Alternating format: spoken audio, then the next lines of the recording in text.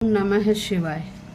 आइए आज हम लगन कुंडली या गोचर से संतान योग देखना सीखेंगे। तो आइए, ये लगन कुंडली है। अब लगन कुंडली में जो ये पांचवा भाव है, यह पांचवा भाव संतान योग माना जाता है। इस भाव से संतान देखी जाती है।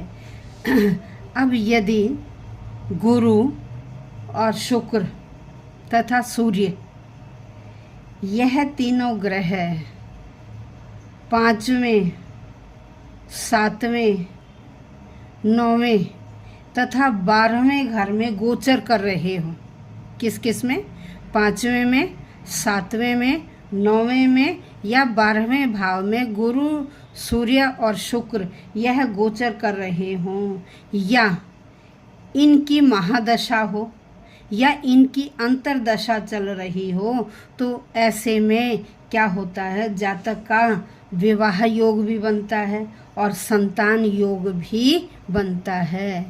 ऐसे इन ग्रहों की अंतरदशा और महादशा में विवाह या संतान होने का योग बनता है।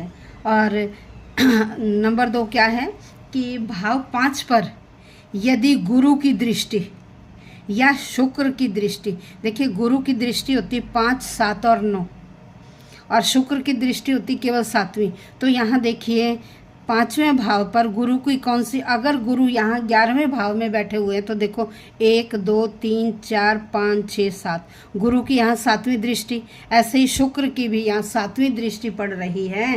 तो ऐसे में संतान में समस्या नहीं आती, संतान अवश्य होती है। यदि यहाँ सूर्य ग्रह बैठकर यहाँ दृष्टि डाल रहे हों तो सूर्य क्या है, सूर्य आग का गोला है, सूर्य कैसा तेज ग्रह है, तो फिर सूर्य की दृष्टि पड़ने से यहाँ क्या होता है, मिसकैरेज वगैरह होने की बहुत संभावना होती है। नंबर 3, अब हमें ये देखना कि 5वें भाव में कौन सी राशि बैठी हो, उसका स्वामी कहाँ बैठा है। यदि वो 6, 8, 12 में बैठा है तो वो संतान में दिक्कत पैदा करेगा। उस समय हमें गुरु की स्थिति देखनी होगी।